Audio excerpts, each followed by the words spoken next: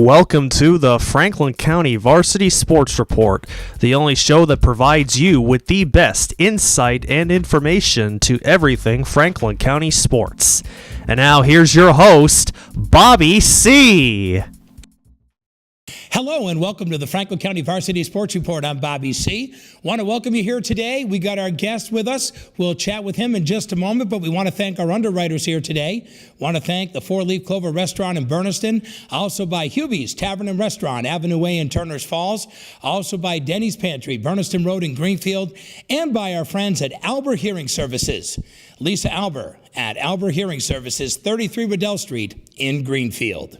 Also want to say a big thank you to our producers here today, Philippe Simone, and also to John Meisner. We also have one of our guests who is going to be getting started in the business as well. Want to say a big thank you to Nick Johnson, who is in today.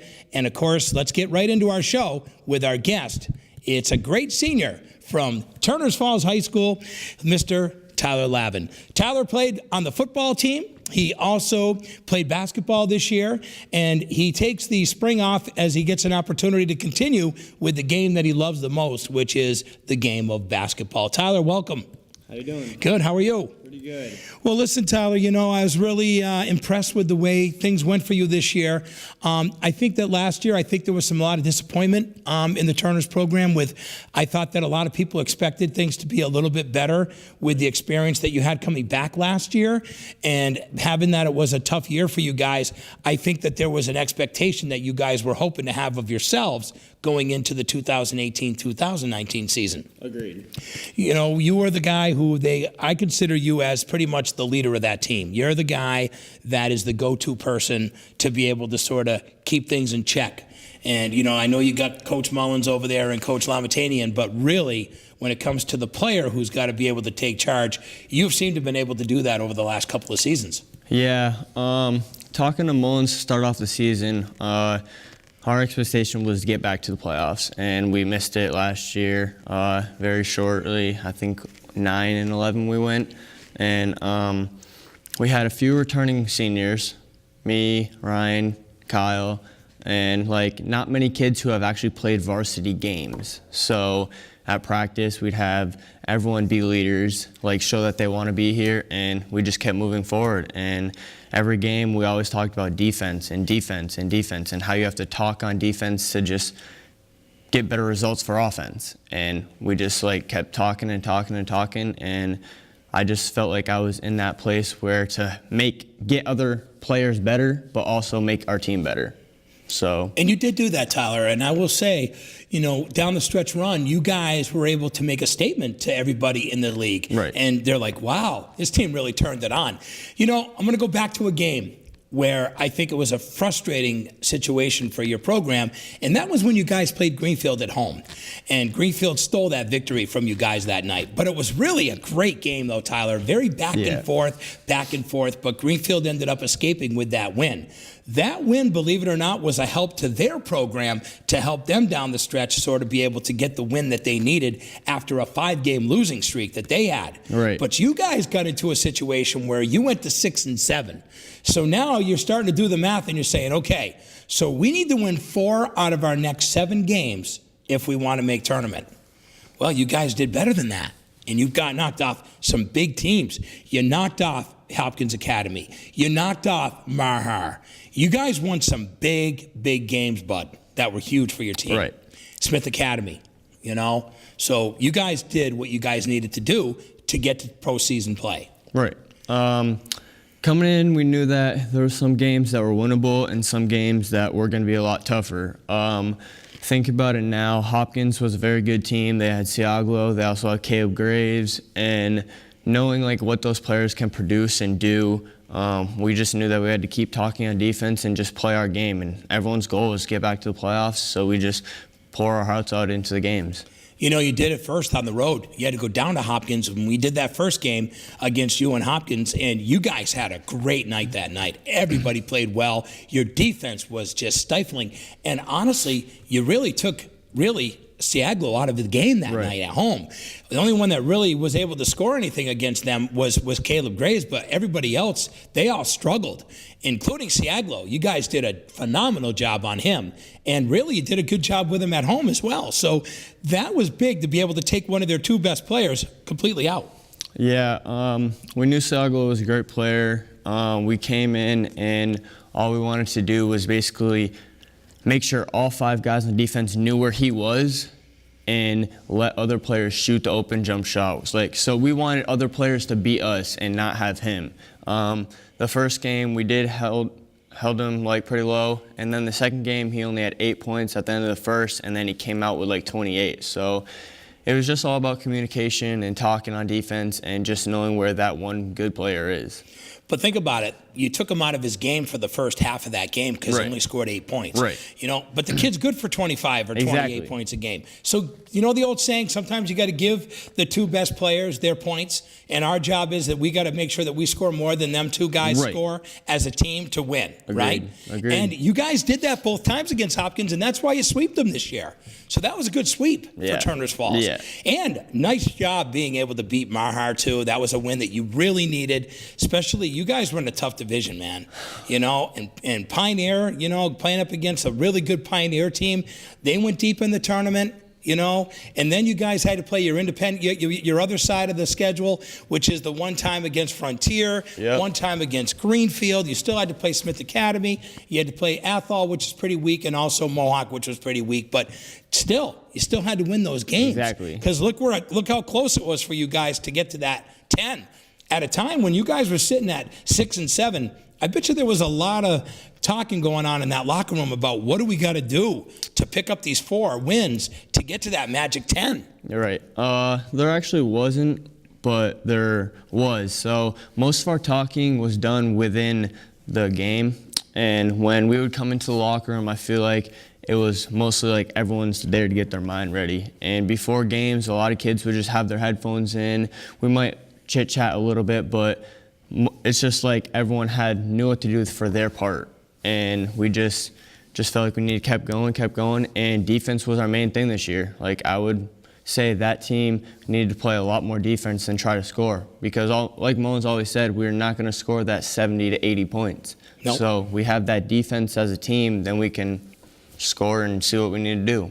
Well, the one thing that's going to make a team like yours better is when you can utilize your big guy. And you got to utilize him by whether you use him as a post player or you use him as an inside-outside game. Right. Feed him the ball, see if he can be able to score. If he can't, then Anthony's got to bring it out to one of the guys out on the wing, which you, being a very good shooter, opens up one side of the wing. The other side of the wing is Chase Novak, another kid who can shoot the ball pretty well, which leaves a guy like Ryan Campbell up at the top of the key to be able to sort of run things to try to open up things for you guys so that maybe you can get a wide open look, or we could still try to pour it into Anthony to see if he can still try to find something.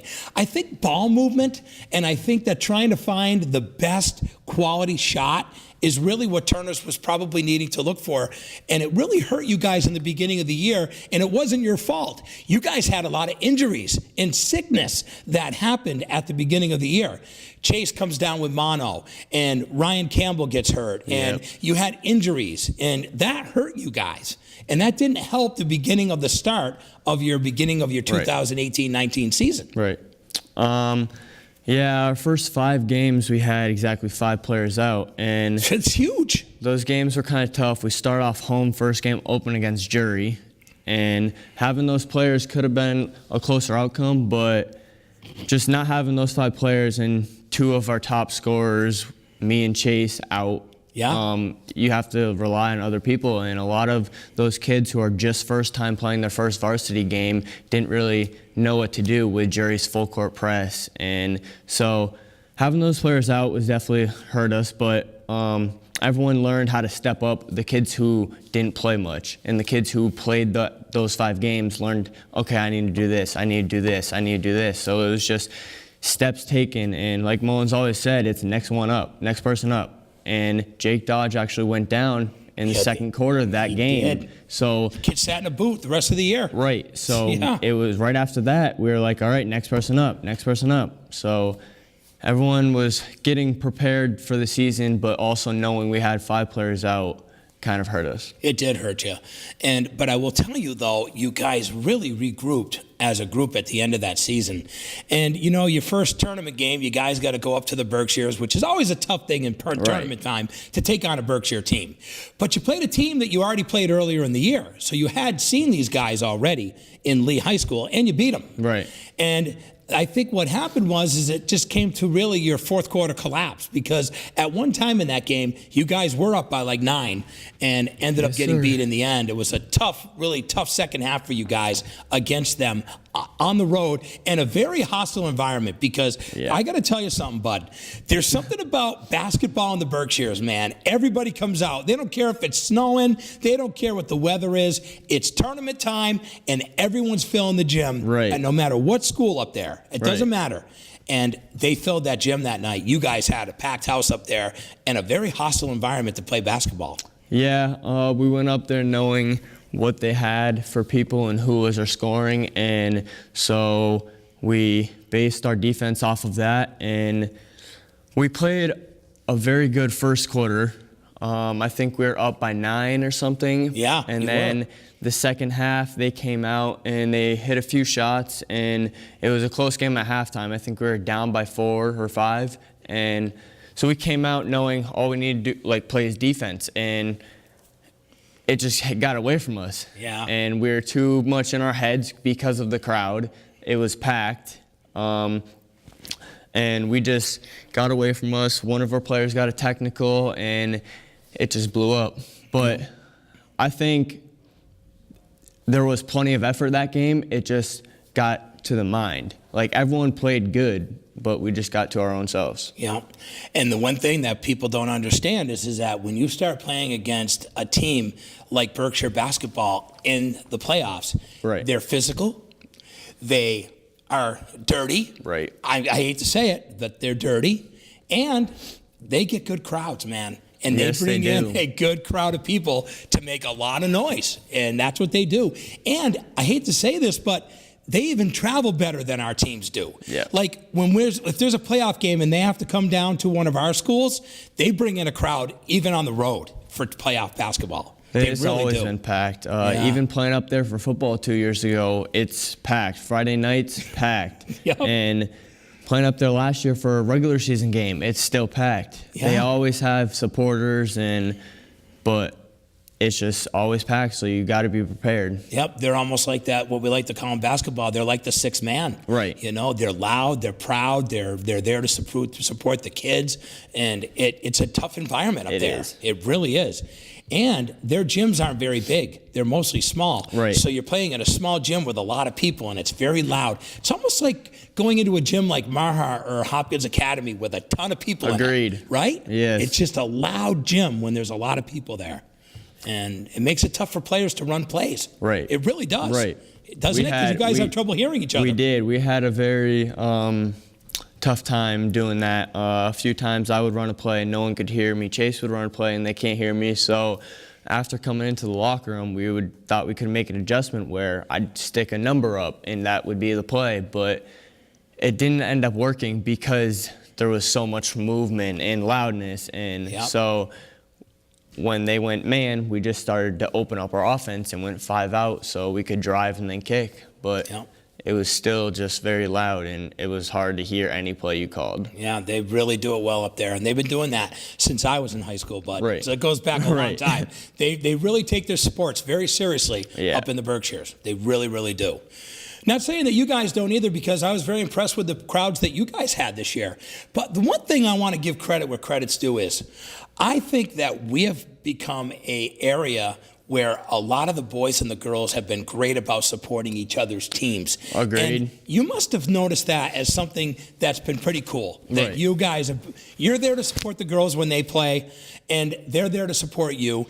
Even though this year was totally a transition year for the girls, and you know that, Tyler, because we even talked about it. it's pretty hard to be able to take a team that was so senior-laden last year and be able to bring all these new girls in who didn't have any playing time to try to make things happen, bud. You have to learn. It's like the learning curve of how, you're only going to get better by playing more, okay? But you're not going to have instant success when you haven't even played on the big stage, right?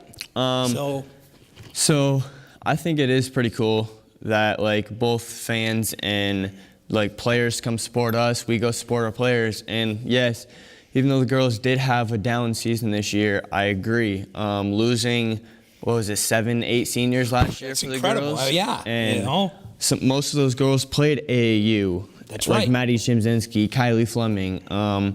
You look back, you had Chloe Ellis, and you had Aaliyah Sanders. And Abby. And Abby Loyne. They all started, bud. They were all starters. So where was there room for these other girls, you know? And the only one who really had a lot of experience is probably Dabney Rollins. That's probably it. So and she did have a good year because she had that experience, but all the other girls didn't. They had a lot to learn. There was a lot of things to learn, plus a brand new coach, new system, new way of doing things. So Coach Marv had to come in to a different situation this year. But you guys were there to still support those girls, and I got to tell you, that meant a lot to me to see that you guys were still there to support these young girls who still got a lot to learn. But I like the future of what's coming up for girls basketball at Turner's Falls. I truly do. I think it's going to be all right. I think it is going to be because they have a lot of sophomores, and they do have Carissa Fleming that's a junior, and I think she's a pretty good leader. I agree with you. I think she can pass the ball well too, and with Dabney and the Sparrow sisters down low, I think they're going to eventually be and then you're going to get a couple of other girls that are going to come up. I know that my niece is going to come up in a couple of years. You're going to start seeing Kendra Campbell to be able to start running the ball. She'll be running the point in a couple of years probably for them. And she loves it. And she plays AAU too. See, it's back to where she took the season where she's taking it really serious for some hoops. Some of her players that played on JV play with her for AAU. So they are really taking it seriously.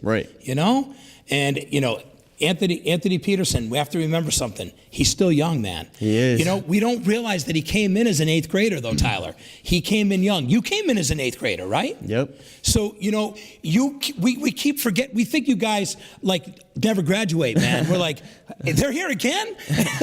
But we keep forgetting that it's almost like what happened with Reagan Hickey. Everyone says, man, Reagan Hickey's been around a long time. Well, think about it. She's been around since she was in 8th grade. Now you get the same thing you're going to say now about Katie Hazelton. Katie Hazelton, that girl just keeps playing and playing. Now you got Raquel Provost, who was an 8th grader, and now she's, now she's going to slide through the program. And don't worry, the next one that's going to come up is Peter Bergeron's daughter. She's going to be coming up for Greenfield as a young player. So there's some good young talent out there, Tyler. Yes, there is. Really is. So I think basketball in our area is still looking pretty good. Even though we've lost some really good players. And I'm going to say, you're one of them, bud. I got to give you credit where credit's due. You got put in a tough spot because last year they needed someone just to take the role of being the guy that's got to try to help this team when we didn't really fare well. And I think you had problems because not everybody was all buying in last year. I didn't feel that. I didn't feel like everybody bought in last year. I think this year, you guys all seem to play a lot better as a team this year than you played last year. But I think the result was better too. You made playoffs. Agreed. I totally agree with that. I don't think everyone was buying in last year, and I think that had an effect of why we didn't make playoffs. And then everyone started buying in this year because we didn't make playoffs last year. So it kind of switched.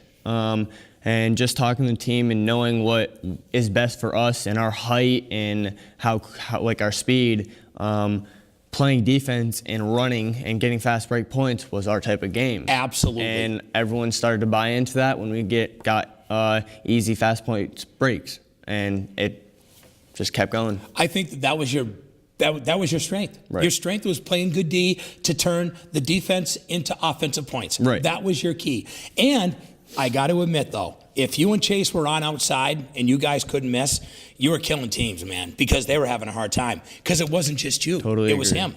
I always said, if you could score 18 a night, he could score 16 a night, or vice versa, and you guys could put 34 points in there between you guys and then add the other guys to do a little here with Anthony. Anthony doesn't need to score 34, but if he could score 12, right, and then you can have Campbell score 6 or someone else from the top do that, who's going to beat you, bud?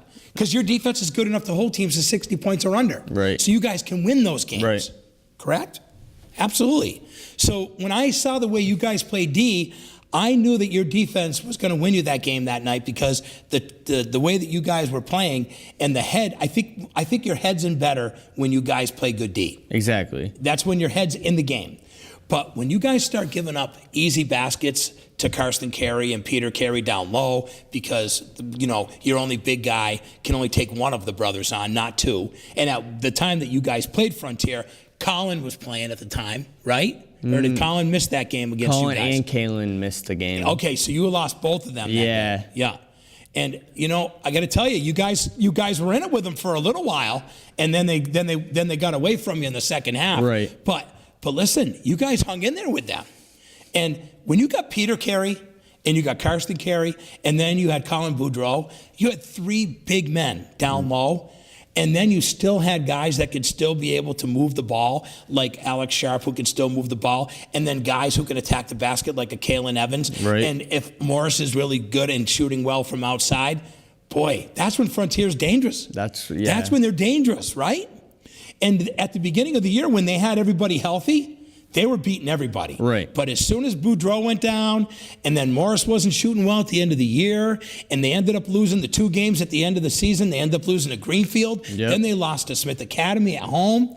I mean, all of a sudden, things started to change in that program at the end of the year, where you guys did the opposite. You guys were sitting here wondering if you can get to here, and you knew that you guys had a little bit of a stretch to do it, and you guys stepped up your game. And you guys did exactly the opposite of what Frontier did. Frontier sort of collapsed down the end of the year. Right. You guys started to play better. The Frontier game, we came out and we knew that they were the better team and that they had a lot of good talent. Coach said down in the locker room, he said, why not make a highlight? Why not make the cover of the newspaper? And because that team was on a roll, I don't think, or they might have lost 1 game when they played us before, but going into that game, we knew we would need to stop the 2 brothers. Yep. So we watched the game before that day, the Palmer game, and we watched them play a 1-3-1. So we studied that the whole next day at practice, and we put Chase in the middle, and he was honestly guarding the foul line area. And then he rolled his ankle, so going into the second quarter, and it kind of went downhill from there because, as I said, he is our second scorer. He is our second best passer. He's that guy when I'm not in. It's true. He is. You 2 guys were the offense this year. That's just the fact. Right. Yeah. And having him go down with an ankle injury didn't help us on defense or offense. No. And we only scored 3 points in the second quarter. And that kills you against Frontier. And that did kill us. That kills you against a team like Frontier. Right. Because you know they're going to score more than 3. Right. But I'll tell you what, though. They struggled against Smith Academy big time. We did that game. And those guys they couldn't make a bucket. Right. They just couldn't make a bucket. And Zygmunt and Gratz were making everything from outside. And then they were still getting a little bit of extra points from Carter Woodward, who was still popping some threes in there. Right. So they literally had an outside game that went well. Then when Karsten Carey got into foul trouble, you know what they did? Zaneri said, the coach of Smith Academy, let's attack the basket. So Gratzi and Zygmunt kept attacking the basket, and Karsten Carey got himself in major foul trouble. Right. So you just took out one of your big players out of the game. They ended up losing in the end. Frontier gets beat at home against Smith Academy. It was an unbelievable game. I couldn't believe it. Everything that they did right that night. They're hitting everything. Yeah, but that don't happen against Frontier. Right. But it happened that night. It just goes to show you that it can happen. It can happen. But you have to have all the things sort of fall into place to make it work. You Agreed. know? And like you said, and you brought it up as a really good point, we had to play against the 1-3-1. Right. It's very hard to play a 1-3-1 because they got 3 guys that are down low, man. Who's going to be able to box them out? One guy's 6'7", one 6'10". Right. And you got to figure out how you're going to box those guys out. Poor Anthony. The thing I felt bad about Anthony this year, he had to take on every big guy on every team. Yes, he did. Didn't he? Yep. Who else was going to do it? We didn't have anyone else. You didn't have anyone else. People don't realize that about Anthony. People say, well, how come Peterson doesn't score a lot of points? How come Peterson doesn't get the ball more? Listen, man, that guy exerts a lot of energy just on the defensive end. Agreed. Taking on a big player every night. You know, that guy takes a lot of, and he's taking a lot of punishment from those people because they're all starting to box him out and bouncing him around. Right. You know? Going into playing Smith, the week prior to that game, we did a lot of getting Anthony the ball and having him score or pass it out. And Melvin, the JV coach, actually played defense with us that whole week, and he was guarding Anthony because we felt like when we run through me, Chase, and Anthony, it makes everyone better because Anthony can pass the ball, he can shoot, he can score. So, and going into that Smith game, we started feeding Anthony like right down the court, and he would kick it, pass, cut, and he was that guy who helped us win games from there on out. Yep. It's true. That is a great strategy. That is how I would have coached your team. Right. I would have coached your team that way. I would have took advantage of you two on the wing, you and Chase, him down low, take advantage of Campbell and some of the guys that can run the point so you don't have to. Right. Make you the two, okay? I'm going to put you in the 2 spot. And that way I can utilize you for shooting. Keep Chase over on the other wing. I don't want you guys to be near each other. Right. Because then it's a mess, all right? Keep it into him. Anthony's rule, though, is this. If I can't get the ball and shoot without putting the ball on the floor, I got to kick it back out. I should not have to put that ball on the floor. Agreed. Period. Agreed. That way, no little guy's going to steal it from me. I'm gonna literally get the ball, and I'm just going to put it up. And if someone's in my face, I'm going to go up with authority, and I'm going to make them commit the foul. That is the game plan that you really try to run if you can do it with the 3 guys that you had. And when you guys did that and it worked, victory. Right. Victory. Right. Exactly. We had Anthony knowing that he's supposed to get the ball, turn, and look right at the hoop. Darn right. If it's open, he's supposed to shoot it. Yep. And he started making quite a few jump shots towards the end of the season, too. He did. I agree. If he was blocked, he was supposed to pass it out and then cut. And just, I feel like when he cuts, someone else cuts, and that's when we just started moving the ball well. Absolutely, I agree. Because think about it, against Smith Academy, that means that the big guy that was covering him was Bartlett. Right. Down low. So if Anthony moves, Bartlett's out. Right. Now you just took their big man out. Because all you guys match up about the same height when you got Grazie and you got Zygmunt, because you guys are about that size, right? So now it's speed versus speed. Now it's you taking the lane because your big guy just pushed out their big guy. That's just good basketball, man. And that's what you have to do. You got to move. The only old saying, you got to move. Agreed. But you got to move, but you also have to make sure that when you are moving, you're not in the way of the guy with the basketball so that you can penetrate to the hole and make that easy basket. That's what you have to look for. Good transition basketball. And I think that at the end of the year, Tyler, I think that you and your team and the leadership that you gave with the kids on your team, I think you really helped them out this year. And, I always say that, people say, well, Lavin scored 27 today. Must have hogged the ball. Well, you know what? Not really. I'll tell you right now, I watch all the game. I watch from the beginning to the end. Yeah, he gets his shots, but you know what? He's one of the top 2 shooters on the team. He's got to shoot, okay? So you have to accept the fact that he has to shoot the ball. He's one of the better shooters. The job of the team is to try to get the best wide open shot as possible. Right. If Tyler Lavin is shooting all threes and not attacking the basket ever, then you're an easy guy to defend because I know that you're only going to just shoot outside. So we got to find a way to get 2 guys around you, get the hands up in your face, and then we got to make sure there's someone down there to get a rebound. Right. But if you can do it both, if you can do an inside-outside game, if you got the open look for the 3, take it. If you have a chance to take that lane, Tyler, with the easy layup because of your speed, take the easy layup, man, And that's what you did throughout your career, really. You did the best you could under the circumstances of what you had for a group of people around you. Right. And this year, I think the Turner's Falls team was really fun to watch, especially at the end of the year. And I really felt bad when you guys did get beat on the road in the first round. I was really hoping that. I was hoping in the seedings that you guys were going to get the home game. Yeah. And you missed by one seed, right? Weren't you guys like a 9 versus 8 or something? It was 9 versus 8. You had a 9-8. Yeah. And you beat them early in the year, and you still didn't get the extra love. And you ended up winning all the way out at the end of the season. Yeah. And you still didn't get that love from the committee. I know. With the Walker system. Don't get me started on the Walker system. But anyway, but still, you really look at what you guys did. You should be very proud. Thank you. So, Tyler, let's get right into the All-Star game here.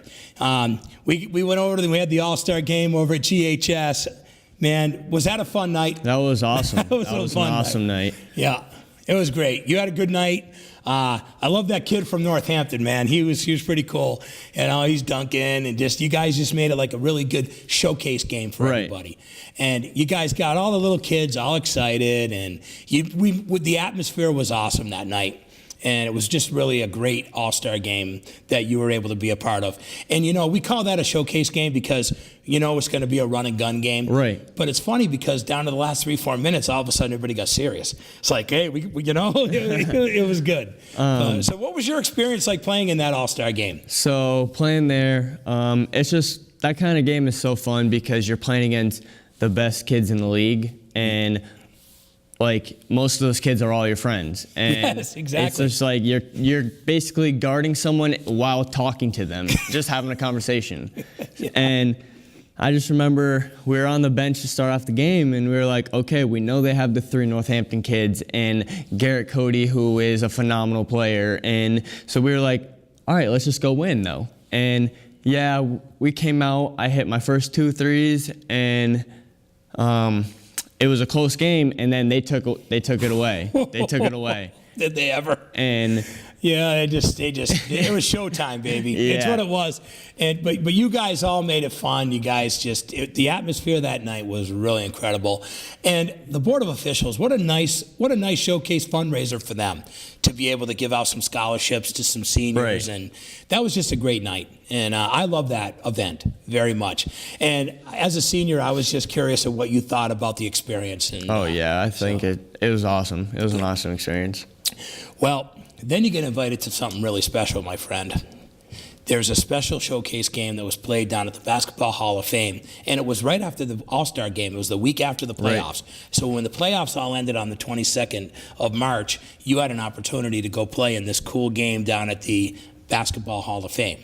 Now, did you guys get a chance to get a tour of the Hall of Fame before? No, I just showed up, got my uniform, and basically went into the court and started shooting around. Okay. So you didn't take a peek around the place at all, even after? No? So you just went down and you ended up playing your game. Yep. And playing your game, you end up with 34 points, man. Yeah. You went off. I did. You went off at the Basketball Hall of Fame, Tyler. I did. You were in the zone. You were in the zone that night. I know. It was kind of funny because I got there 5 minutes late, and I got my uniform. They took a picture. I went in and started shooting around, and I missed the first layup I took, first shot, and I probably made 1 shot in warm-ups. Wow. And right before the game started, I met Garrett at half court and was like, hey, good luck. And then he was messing around, telling me to take off the number 13 because that was the number I had. Oh. And we started off the game, and I hit my first 5 threes, and I was like, all right, it's going to be a good night. And at halftime, I told my team, I was like, I'm going to start passing more because I felt like I was shooting too much. And they're like, no, you're playing very well. Just keep doing you, keep shooting. We'll set you screens. Just play your game. And I was like, okay. So I just felt confident in shooting the ball. And I was passing well, shooting, doing layups, doing it all. And I just had one of those nights. It's called being in the zone, man. When you're in the zone, like they said, the guy's hot, give it to him. Right. Hey, listen, we want to win, man. We're going to the Basketball Hall of Fame. We want to win this game. Agreed. So, did it end up being a blowout at the end? Did you guys end up blowing them out, or was it pretty close? It was 107 to 93, I think. Not a bad game. Yeah. Wow, not a bad game at all. So very offensive on both ends. Yes. Yeah. There was like one point where it was cut down to like 2 points, and we kept going trading shots for shots, and it was just one of those kind of games, just like the one at Greenfield High School. And then we took it away, me and Cody DeRozier from He's really Mahar. good, man. That kid really, hey, I'm going to tell you, I like that kid's game. Yeah. I do. And I had a chance to talk to Coach Softic, and I told him, I said, I like this kid's game. He's got good game. We were just shooting the ball well, and he ended up with like 16, 17 points. So we were both just shooting the ball well, and it was a fun night both too. Of you, man, 41, that's pretty sweet. It was a fun night too. 51, honestly, yeah. That's a great night. Yeah. So you guys did really well. And what an experience. What was it like being able to play at the Basketball Hall of Fame? You walk in, and there's people sitting everywhere, all around the court, up on the balcony, and it was just like a lot of fun. Like, you were sitting on the bench while they call your name, the lights are dimmed, you go out center court, take your picture, and then the game starts, and they're still playing music in the background. It was just an awesome night. It was something to remember. So they had the tunes going the whole night while you guys were playing? Night. No kidding. What a cool way to do it. Yeah. Made you feel like you're playing a little street ball with your buddies at the basketball court with the boombox playing, right? You're like, all right, man, get some tunes going. Just sitting there talking and just playing the game. It's really great. And did you get a chance to have a lot of family down? Did mom and your brother and your sister, a few folks make it down? Or? My mom, my brother, my sister, and some of my friends came down. Wonderful. Yeah. So you had that great experience. And I know Garrett Cody's got an entourage too, so he probably had his folks down there. And did you stick around at all to see like Sam Smith and Reagan? Did you see them play? I did watch them play. Sam did. was actually on vacation. They went to Hawaii. Yes, that's right. did. They did a 3-week trip to Hawaii right after the basketball tournament ended. Right. They took a trip. So Reagan was a part of that. That was a fun game too. There was quite a few girls that you don't really see in our area who can play ball, and that was a fun game. That was a pretty good defensive game too. Was it? Yeah. So they were in each other's pockets? Yeah. Oh, that's nice. And some of those girls can shoot the ball and play defense like quick. So that was a fun. Like, just the overall experience at that, like, for that day and that night, it was just awesome. That's wonderful. Like, you're playing at the Basketball Hall of Fame where there's pictures of the greatest players here. You got it, man. That's exactly my point. You literally played in the Basketball Hall of Fame, and honestly, you probably had one of the best nights of your career. Yeah. What better place? Exactly. What more can you ask And for? in a showcase game against other really good, talented ball players from Western Massachusetts. Right. They literally picked the elite players to be in this. Yeah. All these were the best players. They did that Williams kid play? He did. That kid's a monster, man. What is he like? Dude, I gotta remember now, I'm sitting in the rafters at the cage, and I can only see him on the court. I wonder what it's like seeing this guy walk by you or something. I mean, He's probably about an inch shorter than Carson Carey. And what does he go by weight size? Probably about 280? I don't know if he's that big, but 270? he's up there. Yeah. And he's just a big kid. But he's wicked agile. He is, very. Kid's very agile. He can shoot. He can dribble. He can dribble. Can drive to the hoop. He can.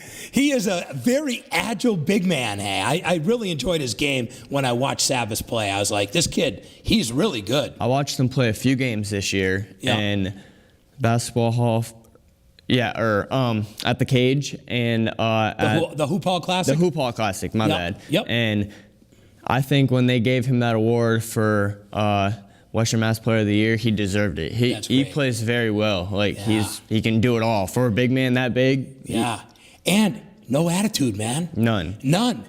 Zero attitude from this guy. Here's this big guy, the biggest guy on the court, pretty much against anybody, weight size, husky size. You know, he can bull you around with a great attitude and a great way of playing the game. I'm a fan. Aaron Williams, man, I like that kid. And I was just curious what it was like seeing him down there because, he's a big boy. He is big. And he played great in the game that we watched him play. He was really solid. Yeah, he's a good ball player. Now, let me ask you another question. What is it like about playing against some of the kids that you really never do see? that are some of the kids that we're playing from down in the Springfield area, because you guys all mix and matched, right? Right. So what is it like when you're taking on a team that could be a Division I program from down in Springfield? It was actually kind of cool because, like, we have some quick guards in our league, like Garrett, Kalen, but just playing those kids, I came out on the court starting, and I was like, I got him. And he was from Sabas. I don't know his name, but it was like when I was guarding, he was very quick and shifty, and, like, it reminded me of, like, what I'm going to be getting myself into for college. That's right. It's true. So I think it was kind of cool. And then trying to box out Aaron Williams and those bigger kids. And you're like knowing you're not going to get the rebound, but it's just like having fun and trying. Yeah, why not? And you know what? That all your coach can ask is for you to get out there and try, right? Right. You know, hey, okay, Lavin, if you're down below, you end up being there. And can you do your best against this guy? Exactly. So that's great. You know, as we move on and we get through the regular season, we slide into playoffs. We know it was a tough loss up in the Berkshires. Then you get the opportunity to play a little showcase game. That's always fun for the seniors. Then you get the honor of being elected to be able to play in that Hoop Hall game. The Hoop Hall of Fame game that they had down there, which was wonderful. Now we got to figure out where are things going for Tyler Lavin. So you're in your senior year. It's April, bud. Couple months, man, you're gone. You're graduating from the TF. The question is, what's in the future, or what's in the pipeline of opportunity for Tyler? Right now I have, I'm keeping my options open, but I have a few schools that I'm looking at, NEC, New England College, and MCLA also in North Adams, and they both want me for ball, but I'd like to go prep. You want to do a PG year? Yeah, there was a few schools that I was looking at. DA is one of them, and I just want to keep playing basketball, but then yet also figure out what I want to be after. Yep. And I kind of have an idea. Like, I want to do either sports management or CJ, criminal justice. All right. So, you know, still up in the air. When I first met you, I wanted to slap you around, my brother. And I look at you today, at the man you are, and I couldn't be more proud of you, Tyler. Thank you. I'm being honest, bud. Thank you. You have turned into a wonderful young man, and I couldn't be more proud of you. Thank you. And I've watched you, and I'm so glad that you have done so well. And I know the prep that you put in to what you want to do. Right. If there's something you love, man, you put it all, 150% every time. There's no doubt about it. Jeff Terrell and I would sit at broadcast and be like, listen, this kid, he cares, man. You know, he's a nice guy. He's polite. He's a good guy for the team. He's a leader. He tries. You know, we couldn't be more proud of you of what you've been able to do. And all I can say is, whatever you end up doing, whether it's the PG year first or going to college, I know you're going to give it everything, brother. I'm not worried about you. I don't have to worry about what's Tyler Lavin going to do with himself when he gets into that setting. Right. He's going to give it everything. He's going to do whatever he can. And you know, I got to say, your mom has been an amazing cheerleader for you, man. Yes, she has. And I just want to say that I have the utmost respect for your mother and what she's been able to do to make sure that she could be there for you. You know, there's another guy, and I'm going to make sure that he gets, tagged in this show. But Mike Reed, guy did a lot for you, man. He cared about you. When you were coming up through, he coached you for a lot of your younger years of basketball. But he also knew that you had the package. Right. He probably was a little hard on your butt, probably too, wasn't he? Yes, he was. But I think he did it for the right reasons, though. I think now that you've matured as a person and matured as a player, you can look back and say, you know, Mike did this because he cared, man. He didn't do this because he wanted to, pick on Tyler Lavin. Right. He really cared about me, man. He knew that I had it in me. And I'll tell you, him and I have talked. We're both very proud of you, man. Thank you. What you've been able to do. You earned it. You earned it, though, bud. You know, there was nothing given to you. You had to go out and earn everything. And you're doing well in the classroom. You've taken it serious. And now you can look back and you can say, hey, I had a great time. Right. You know, what a fun time I had. You know, not only did I have fun on the basketball court, but hell, I was the guy who kicked field goals and extra points for my football team. Hey, you know, we don't see that around here. Right. There's very few Not many guys teams who do. kick extra points in high school football in this whole area. And you're one of them. You ended up being the guy that ended up saying, hey, I could kick it. I'll do it. And Coach LaPointe said, go for it. We'll let you do it. And, you know, that was a great thing that you were able to add to your team. But the best part about it is when you're in close games, now you get the other teams thinking over there, is that kid going to come out and kick a field goal and beat us? Is he going to hit the 3 points to beat us? Right. So what are we going to do? We got to keep this guy from, you know, not getting too close to try to Right. just kick. So you were in their head just by what you did for a role. You're in their heads, you know, on the football field as well. So taking on the role of being the football guy, then you came in and then you really took control of being the basketball guy. That I know that's what you love. Jeff Terrell said that gym rat all the way at the Y, all the time. You wanted to play with the adults. I did, always. You always played with the adults. You never played with the little kids. You always wanted to play with the adults. Yep. Doesn't that make you better? Yes, it does. And doesn't it? And some of the criticism that you might get from some of those guys, did some of it hit home for you? Yeah. You know. I admit I'm an old guy, so. But if I see that there's things that I know you could be better at, and I could say, hey, Tyler, listen, man, you know, I know we're playing a little gym ball here and we're streeting it out and, you know, gunning, running, whatever we're doing. But listen, man, try this, this, and this, you know. You're young. I'm an old guy, so I'm just telling you, I think you could do good by doing this. Right. You know, I bet you there's got to be at least 1 or 2 guys that you played with that must have been able to give you some advice. All the time. Yeah. I played ball with Ryan Roberts, Melvin Moreno, Yep. Nick York, Liam Ellis, and all the time playing with those guys, it's always like, oh, you're too slow. Oh, you need to get a step up. And it's just like feeding me, though. Mm-hmm. So they're trying to help me on what to do and how to play, but it's like making me better at the same time and also like wanting me to compete harder. They wanted you to compete because they knew you could do it. They probably wouldn't have said it if they knew you couldn't do it. Right. Because then that just sets up failure. But they didn't. They Right. didn't set up failure. Right. They just tried to make you a better player. And then guys like me, Jeff Terrell, Mike Reed, we tried to make you a better person because we told you that you could do this. And we told you that you could be the leader. And we knew you could take on that leadership role. And, you know, I always said to Jeff, I said, you know, every game we always went to play do a game at Turner's or on the road. You always came over and shook our hand and said, hey, thanks for coming. Every time, Tyler. Not many of those kids do that. There's a few. I'll tell you, I'll give you one of them. My nephew, Hunter Campbell, always from Greenfield, always came up, shook both our hands, said thanks for coming. You always said thanks for coming. Jack Zigmont, kids we don't even hardly know from Smith Academy, always, thanks for coming. Right. That's pretty cool, man, that people appreciated what we were able to do for you guys, but it was about you, man. Right. We wanted to get you on the radio. We wanted to give you the opportunity to be able to get what you guys wanted to be able to get in an atmosphere that was going to make it fun for all Right. you guys. And what better than to be on the radio on a night in the winter, you know? It was good stuff. Always playing the games, everyone's like, oh, I wonder if Bear Country's coming. I wonder if Bear Country's coming.